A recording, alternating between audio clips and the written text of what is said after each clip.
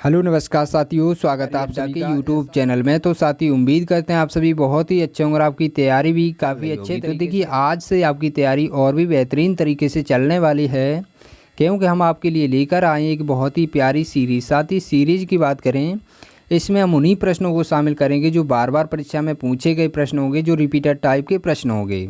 तो देखिए सभी परीक्षाओं के लिए बहुत ही महत्वपूर्ण प्रश्न होने वाले हैं। आप किसी भी गवर्नमेंट एग्जाम की तैयारी कर रहे हैं, इस टाइप के प्रश्न हमेशा पेपर में देखने को मिलते हैं। तो देखिए आप लोग आज से ये सीरीज स्टार्ट हुई है। देखिए पार्ट नंबर 1 कराने वाले हैं। आज से आप लोग सीरीज को ज्वाइन कर लीजिएगा और अपने दोस्तों में भी शेयर कर दीजिएगा। तो आसान ट्रिक के साथ हम प्रश्न को सॉल्व किया करेंगे। तो चलिए वीडियो को स्टार्ट करते हैं। देखिए आपका पहला प्रश्न क्या होने वाला। आपका पहला प्रश्न है मोस्ट रिपीटेड टाइप का प्रश्न। साथ ही इस टाइप के प्रश्न काफ़ी बार एग्जाम में रिपीट होते हैं। तो प्रश्न दे रखा है, प्रश्न को पढ़िएगा। प्रश्न दे रखा है, दिए गए विकल्पों में से संबंधित संख्या ज्ञात कीजिए। तो यहाँ पर देखिए संबंधित संख्या का मतलब क्या होता है, सबसे पहले समझा दें। देखो यहाँ पर एफ अनुपाती दे रखा है 2 से 16, मतलब एफ का संबंध जिस प्रकार से 2 से 16 से है, उसी प्रकार से देखिए यहाँ पर समानुपात का निशान लगाया है।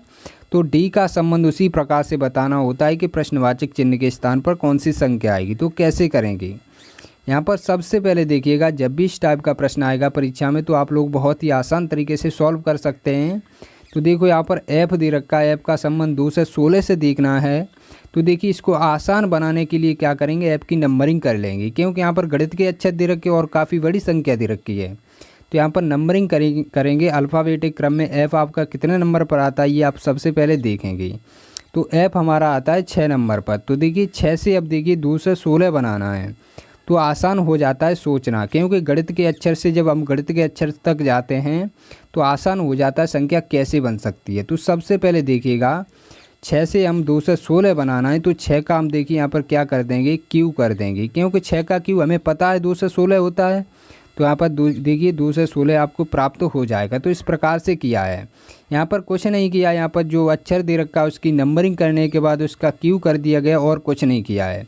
तो इसी प्रकार से हम देखेंगे जो हमें पूछा गया है। देखिए डी का संबंध पूछा गया है, इसी प्रकार से करना है।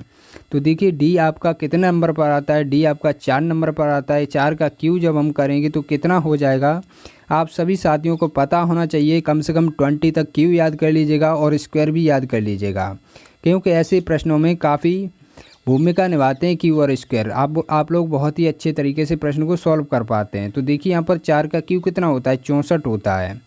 तो देखिए 64 यहाँ पर आने वाला है। प्रश्नवाचक चिन्ह के स्थान पर कौन सी संख्या आने वाली, 64 आने वाली। 64 देखिए आपका ऑप्शन नंबर सी में दे रखा है, जो कि आपका राइट आंसर हो जाएगा। तो साथ ही हम उम्मीद करते हैं जब भी इस टाइप का प्रश्न आपकी परीक्षा में पूछा जाएगा तो आप लोग बहुत ही अच्छे तरीके से सॉल्व कर पाएंगे। तो चलिए चलते अपने नेक्स्ट प्रश्न की तरफ। देखिए आपका दूसरा प्रश्न है, ये भी मोस्ट इंपॉर्टेंट प्रश्न। साथ ही इस टाइप के प्रश्न भी काफ़ी बार एग्जाम में रिपीट होते हैं। तो प्रश्न दे रखा है, दिए गए प्रश्न में लुप्त संख्या ज्ञात कीजिए। लुप्त संख्या कहाँ पर दे रखी है, देखो इस प्रकार के 3 ट्रायंगल दे रखे हैं। यहाँ पर प्रश्नवाचक चिन्ह दे रखा है, इस स्थान पर पता करना है कौन सी संख्या आएगी। काफ़ी बार इस टाइप का प्रश्न रिपीट हुआ है। तो यहाँ पर देखिए कैसे करेंगे। सबसे पहले देखेंगे कि यहाँ पर 26 कैसे लाया गया, यहाँ पर 17 कैसे लाया गया। उसी प्रकार से हम इसमें बीच में भरेंगे, क्योंकि हमें 2 ट्रायंगल कंप्लीट दे रखे हैं, एक में जो हमें भरना है वो हमें पता करना है। तो रीजनिंग में इसी टाइप के प्रश्न ज़्यादातर आते हैं। तो देखिए सबसे पहले क्या करेंगे, यहाँ पर पता करेंगे कि यहाँ पर 26 कैसे आया, यहाँ पर 17 कैसे आया। तो इन तीनों संख्याओं का कुछ न कुछ करके यहाँ पर बीच में संख्या लाई गई। ये तो आपको पता होना चाहिए, क्योंकि देखिए इसमें बीच में संख्या गायब है और तीनों संख्याएँ दे रखी हैं।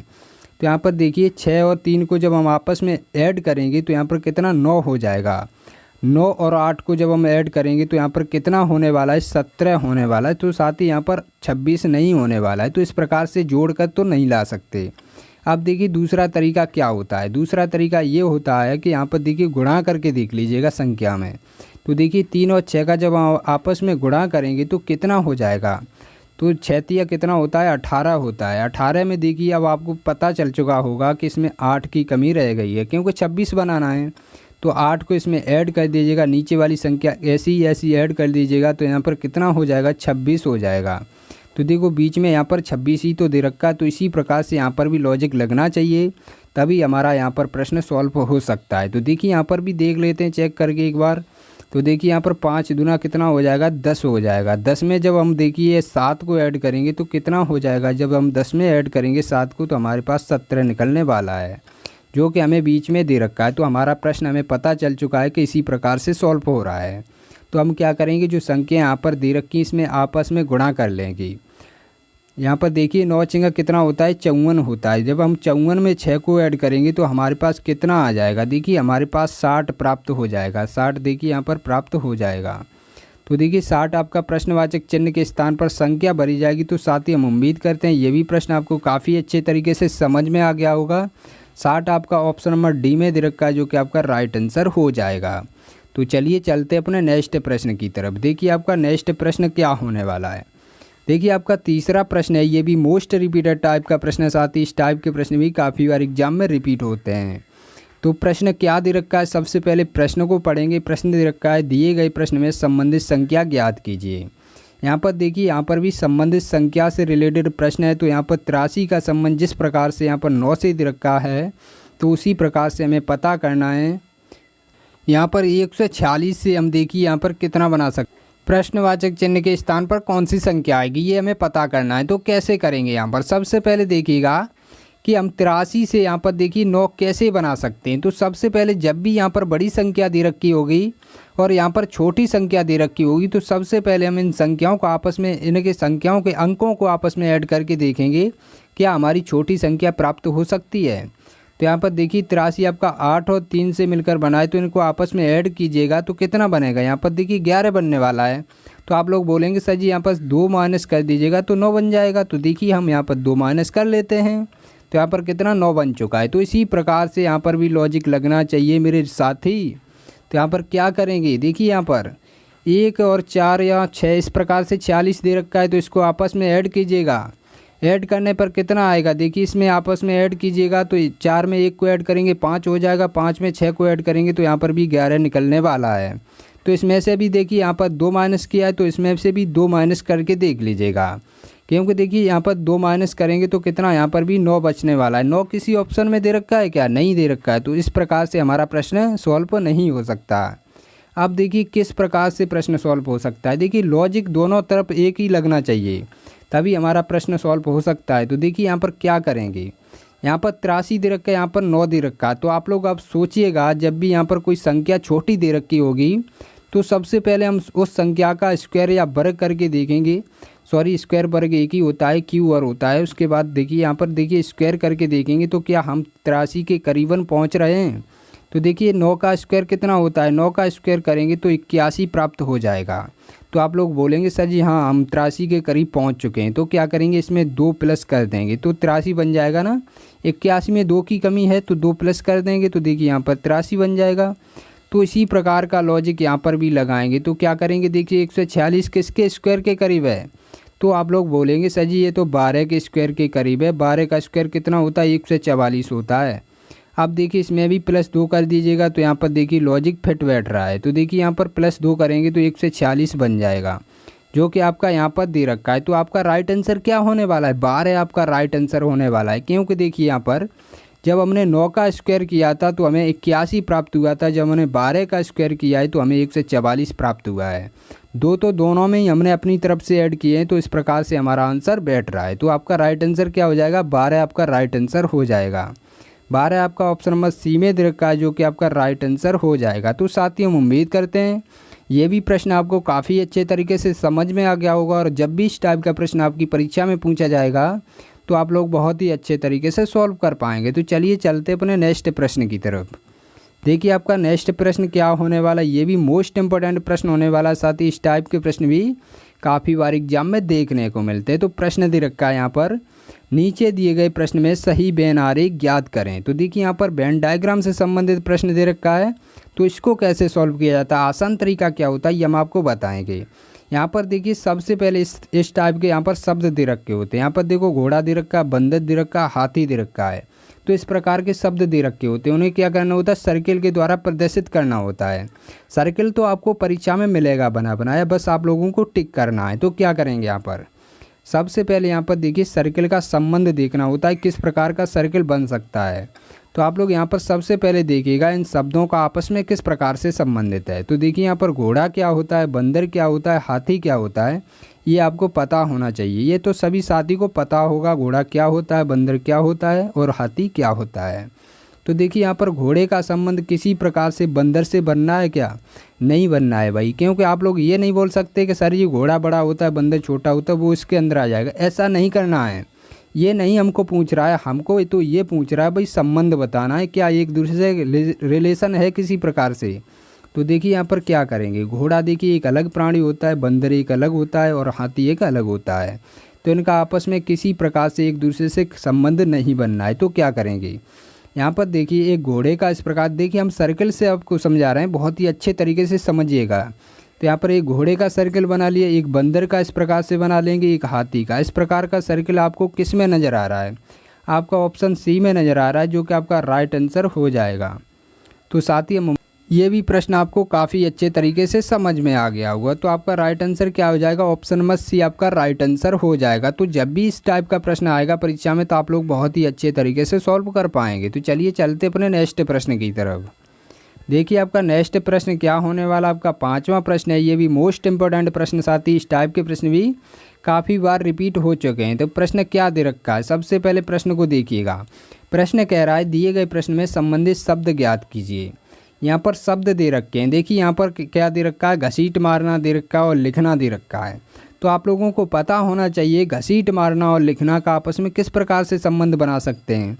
तो उसी प्रकार से आपको देखना है हकलाना का संबंध प्रश्नवाचक चिन्ह के स्थान पर कौन सा शब्द आएगा। तो देखिए ये सब हम आपको ये इस वजह से बता रहे हैं क्योंकि इस टाइप के प्रश्न काफ़ी बार पूछे गए हैं। तो यहाँ पर देखिए घसीट मारना का संबंध क्या है, आप लोगों को सभी को मालूम होगा। जब आप कक्षा 1-2 में पढ़ते थे तो टीचर क्या बोलते थे, क्या घसीट मार रहा है, ये क्या कर रहा है भाई, लिख नहीं पा रहा है ठीक से। तो यहाँ पर देखिए घसीट मारने का संबंध लिखना से है। उसी प्रकार से हमें देखना है कि हकलाना का संबंध प्रश्नवाचक चिन्ह के स्थान पर कौन सा शब्द आएगा। क्या हकलाने का संबंध चलना से होता है, नहीं होता भाई, वो तो चलता है, पैरों से चलता है। यहाँ पर देखिए नाचना से भी नहीं हो सकता, खेलना से भी नहीं हो सकता, और देखिए बोलना से तो हो सकता है क्योंकि हम मुँह से बोलते हैं जब, तो काफ़ी लोग क्या कहते हैं, वो लोग वो फलाना आदमी हकलाता है भाई, वो हकला के बात करता है। तो इस प्रकार से कहते हैं ना, आपके पिताजी भी बचपन में ये बोलते होंगे ये भी हकलाता क्यों है, साफ आवाज़ निकाला कर ना, इस प्रकार से बोलते होंगे। तो इस प्रकार से आप लोग संबंध बना लीजिए करिए, आप लोग बहुत ही अच्छे तरीके से प्रश्न को सॉल्व कर पाएंगे। तो आपका राइट आंसर क्या हो जाएगा, ऑप्शन नंबर डी आपका राइट आंसर हो जाएगा। तो चलिए चलते अपने नेक्स्ट प्रश्न की तरफ। देखिए आपका नेक्स्ट प्रश्न क्या होने वाला, आपका 6वां प्रश्न है। ये भी मोस्ट इंपॉर्टेंट प्रश्न, साथ ही इस टाइप के प्रश्न भी काफ़ी बार एग्जाम में देखने को मिले। तो प्रश्न क्या कह रहा है, त्रिभुज ज्ञात करवा रहा है भाई, इसमें तो त्रिभुज ज्ञात करना है। तो कैसे करेंगे, काफ़ी स्टूडेंट क्या करते हैं, इस टाइप के त्रिभुज देखकर भाई उसको छोड़ देते हैं, प्रश्न को आगे बढ़ जाते, पर ऐसा नहीं करना। देखो परीक्षा में नंबर किसका कम होगा, आप लोगों का कम होगा। आप लोग जब परीक्षा में प्रश्न को टिक नहीं करोगे, मतलब सॉल्व नहीं करोगे, तो आपको एग्जामिनर नंबर कहाँ से दे देगा, नहीं देगा ना। तो देखिए आपको कभी भी प्रश्न को छोड़ना नहीं है। देखिए यहाँ पर कैसे करेंगे, यहाँ पर प्रश्न देखिए, यहाँ पर ट्राइंगल ज्ञात करने हैं, तो आपको आसान तरीका बता रहे हैं। देखो सबसे पहले बेसिक बता दें क्या, चलो बेसिक सबसे पहले बता देते हैं, बेसिक से कैसे गिनते हैं और कितना समय लगता है बेसिक से गिनने में, और इसमें भूल भी हो जाती है गिनते समय। तो देखिए यहाँ पर कैसे करेंगे, यहाँ पर देखिए एक तो ये वाला निकाल देंगे, एक ये वाला हो गया, दूसरा ये वाला हो गया, अब देखिए तीसरा ये वाला हो गया। अब देखिए इसमें कलर चेंज करके बता देते हैं, चौथा देखिए, चौथा ये वाला निकलेगा एक, ये वाला, और 5वां देखिए ये वाला हो गया, और 6वां ये वाला हो गया। इस प्रकार से गिनेंगे तो काफ़ी समय लग जाएगा, पर ऐसा नहीं करना है। देखिए समय को नहीं लगाना है, क्योंकि देखिए हम लोग परीक्षा में बैठे हैं, कम्पिटिटिव एग्जाम में बैठे हैं, तो परीक्षा में कम समय मिलता है हम लोगों को। तो देखिए हम उसी टाइप से प्रश्न को करेंगे क्योंकि हमें कम समय बर्बाद करना है। तो देखिए इसको हम ट्रिक से बताते हैं कैसे करते हैं। सबसे पहले यहाँ पर देखिए नंबर दे दीजिएगा, यहाँ पर कुछ नहीं करना, बहुत ही आसान ट्रिक लगेगी। साथ ही आप लोग अवश्य लाइक करेंगे, हमें आशा है, और आप लोग आज से ही चैनल से जुड़ जाएंगे। तो देखिए आपको बेहतरीन ट्रिक बताने वाले हैं। यहाँ पर देखिए सबसे पहले नंबर दे दीजिएगा, यहाँ पर 1 है, ये 2 है, तो यहाँ से आप लोग कितने ट्रायंगल निकाल सकते हैं, 1 और 2 इसमें आपस में ऐड कर दीजिएगा। यहाँ पर ऑटोमेटिक ट्रायंगल निकल के आ चुका है, आपके पास 3 यहाँ पर दे रखा है। अब देखिए यहाँ पर एक लाइन दूसरी आ चुकी है, तो इसको लाइन को ऊपर वाले में भी दीजिए ट्रायंगल कितने निकलेंगे। तो यहाँ पर देखिए एक ये हो गया, दूसरा ये हो गया, कॉलम छोड़ना नहीं है, हर एक कॉलम में नंबर देना है। तो तीसरा ये हो गया, 3 यहाँ पर हो चुके हैं। तो क्या करेंगे, इनके अंकों को आपस में ऐड कर लेंगे। 1 और 2 को जब हम आपस में ऐड करेंगे 3 हो जाएगा, 3 को आपस में ऐड करेंगे, 3 में 3 को ऐड करेंगे 6 हो जाएगा। तो इस प्रकार से यहाँ पर देखिए, यहाँ पर ऊपर 6 निकला है, नीचे 3 निकला है, तो इसको आपस में ऐड नहीं कर सकते क्या। ऐड करने पर कितना आएगा भाई साहब, यहाँ पर 9 आने वाला है। 9 आपका राइट आंसर हो जाएगा। तो साथ ही हम उम्मीद करते हैं ये भी प्रश्न आपको काफ़ी अच्छे तरीके से समझ में आ गया होगा, और ट्रायंगल गिनना आपस में बहुत ही अच्छे तरीके से हम आपको सिखा चुके हैं। इसी टाइप से आप लोग ट्रायंगल गिनिएगा, कभी भी आपको प्रश्न गलत नहीं होगा। तो चलिए चलते आज के टेस्ट के प्रश्न की तरफ। इस टेस्ट के प्रश्न का जवाब आप सभी साथियों को कमेंट बॉक्स में बताना है। देखो हम आपको सिखा चुके हैं ट्रायंगल कैसे गिना जाता है, आप लोग उसी तरीके से गिन के बताइएगा, तो हम आपको बहुत ही अच्छा समझेंगे। क्योंकि आप जो हमने पहली क्लास ली है, इस वजह से देखिए हम आज इतने ही प्रश्न रखते हैं। तो साथ ही आप लोग चैनल से अवश्य जुड़ जाइएगा और वीडियो को लाइक अवश्य कर दीजिएगा, और वीडियो का फीडबैक भी दीजिएगा कि वीडियो आपको कैसी लगी। तो मिलते हैं नेक्स्ट वीडियो में, तब तक के लिए जय हिंद जय भारत।